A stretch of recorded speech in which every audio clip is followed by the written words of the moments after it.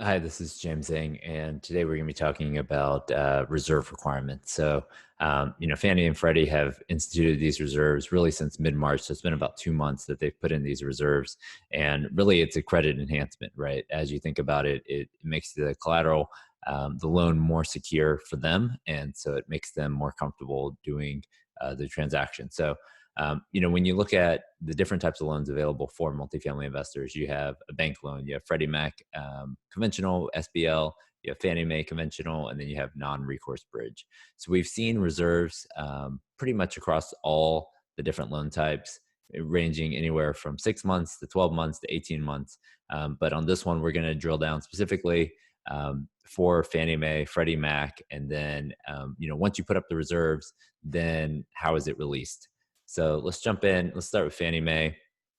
So the way I like to think about it is there's a bucket for $6 million and higher and 6 million below. And then also based on your debt service and LTV, that's going to drive your reserve requirements. So let's just start right at the top. So above 6 million, you got 12 months, PNI, taxes, insurance, and replacement reserves. So think of that as just sort of one lump sum. So let's say you put in $500,000 in that reserve. That 500,000 is not going to be released until you hit two consecutive quarters of 125 debt service at that higher leverage point. And so they're going to look at 6 months, and then this first 6 months they don't test anything. In the second 6 months, they're going to test your debt service on a 125, and if it hits that, then they will release that to you.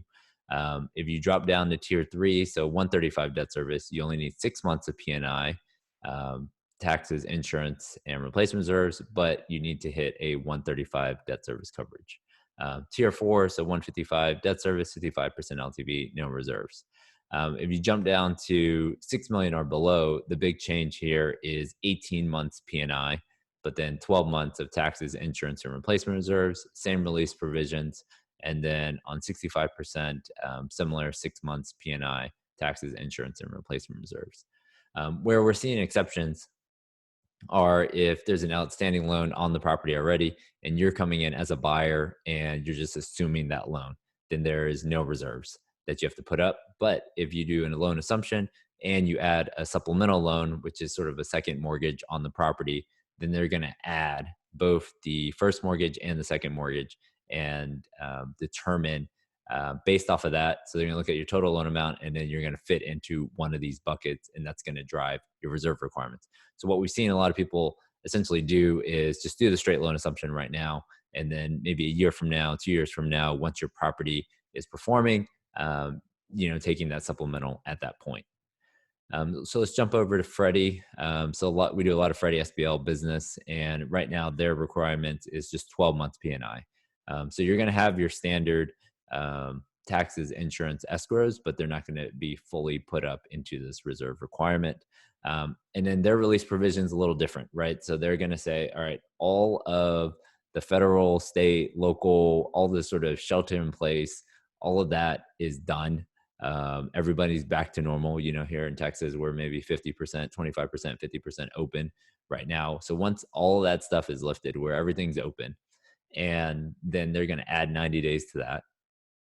And you have to at least have three consecutive quarters essentially at 80% occupancy or higher. And they're going to essentially peg a collection number, and you have to hit that collection number for three consecutive months.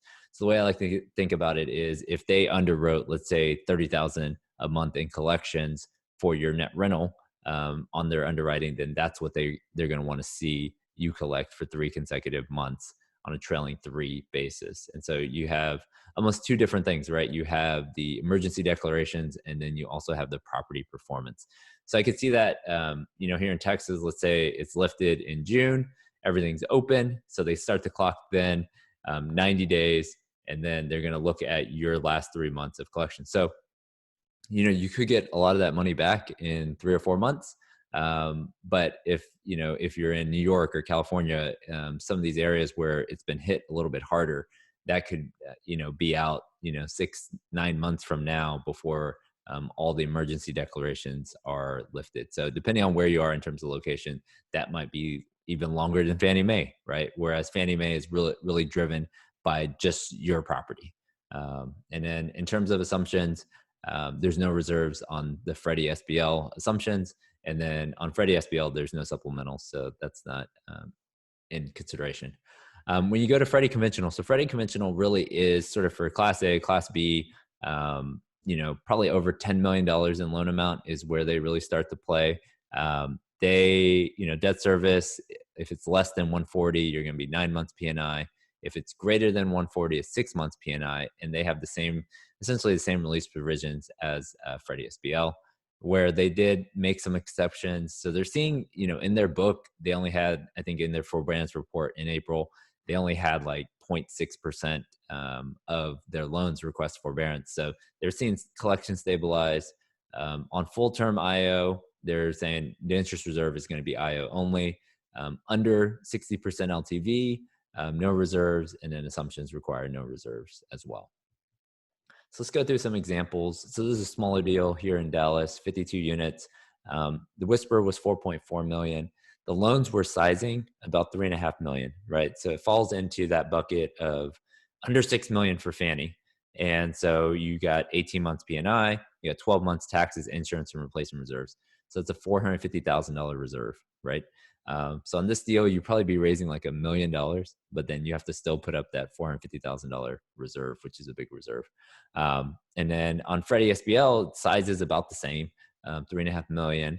Interest rate's about 4%, but they're only requesting that 12 months of P&I, so 209,000. So it's about half of Fannie because you're only putting up 12 months, and then you're not doing all the taxes, insurance, and replacement reserve. So on this particular property, I'd probably lean towards Freddie SBL on that particular deal, just because similar interest rate and the interest reserve is about half.